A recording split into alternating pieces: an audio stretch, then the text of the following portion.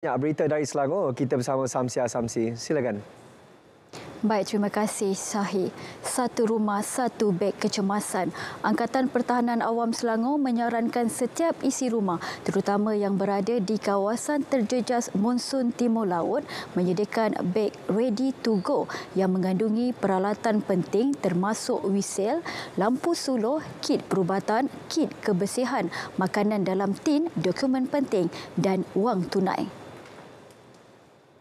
Pentingnya supaya kita boleh beg kecemasan ni kita boleh prepare diri kita sebelum berlaku bencana, banjir ataupun apa-apa jenis bencana sekalipun, untuk kita bawa peralatan-peralatan yang perlu. At least kita punya dokumen pengenalan diri, kita punya kit pembersihan diri ataupun makanan untuk kita survive sekiranya berlaku apa-apa bencana lah.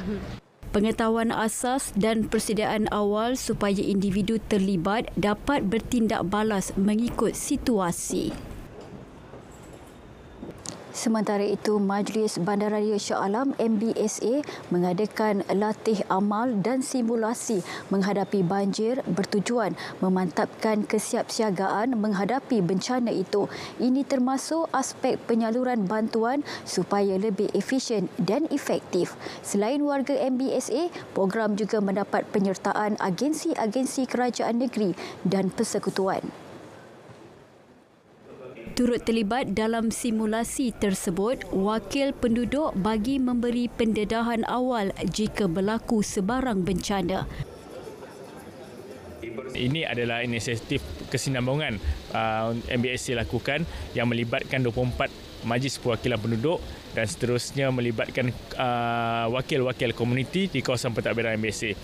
Dan ini adalah latihan simulasi yang terakhir, dan selepas ini apabila diberikan pendedahan, penekanan dan juga latihan, kita mengharapkan agar penduduk atau wakil-wakil penduduk agar lebih bersedia pada masa akan datang.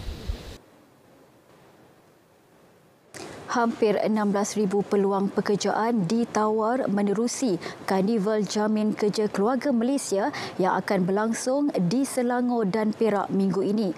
Pencari kerja yang memperoleh pekerjaan berpeluang menerima insentif mobiliti sebanyak RM500 secara sekali bayar. Perasmian Karnival Kerjaya di Arena TN50 Tapah Perak esok akan disempurnakan Menteri Sumber Manusia Datuk Seri M. Saravanan. Manakala Menteri Keuangan Tengku Datuk Seri Zafrul Tengku Abdul Aziz dan Senator Datuk Timohan masing-masing akan merasmikan karnival di Wan Plaza, Kuala Selangor dan di Dewan Datuk Abdul Hamid, Batangkali, Hulu Selangor pada 3 November. Pencari kerja yang akan berkunjung ke lokasi digalak mendaftar di pautan My Future Job terlebih dahulu. My Future Job, sebuah portal pekerjaan negara yang menawarkan lebih 293,000 jawatan kosong.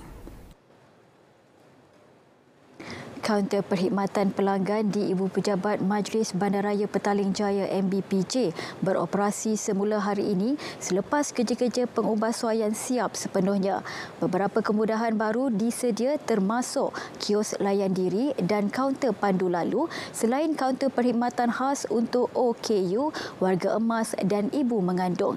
Ia dibuka dari Isnin hingga Jumaat mulai 8 pagi hingga 5 petang. 8 kaunter yang disedia boleh memberi perkhidmatan sehingga 40 pelanggan pada satu masa.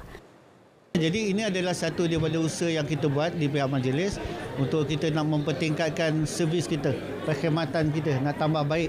Kalau sebelum ni memang kita ada kaunter pun, sebelum ni saya fahamkan kita ada kaunter, tapi kali ini kita buat dengan lebih baik dalam keadaan yang lebih kondusif, selesa kepada pengunjung dan selesa kepada pihak kita. Pengubahsuaian bermula Jun tahun lalu membabitkan kos RM160,000. Wang tunai RM10,000 menjadi rebutan 16 pasukan futsal dan bola jaring yang bertanding Liga Sukan Unity Keluarga Malaysia peringkat kebangsaan Sabtu ini.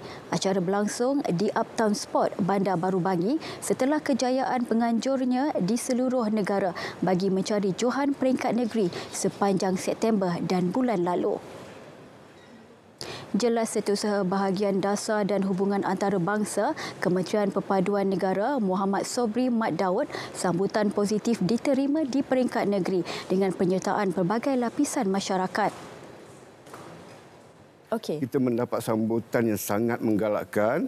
Lebih kurang 5,000 peserta menyertai. Totalnya 5,000 peserta.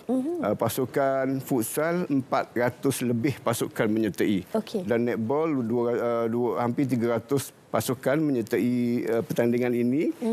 Dan pasukan yang mewakili negeri masing-masing nanti lebih 10,000 untuk juara pasukan yang memenangi futsal dan juga netball ini. Sekian saja laporan dari Selangor. Kembali ke Angkasa Puri.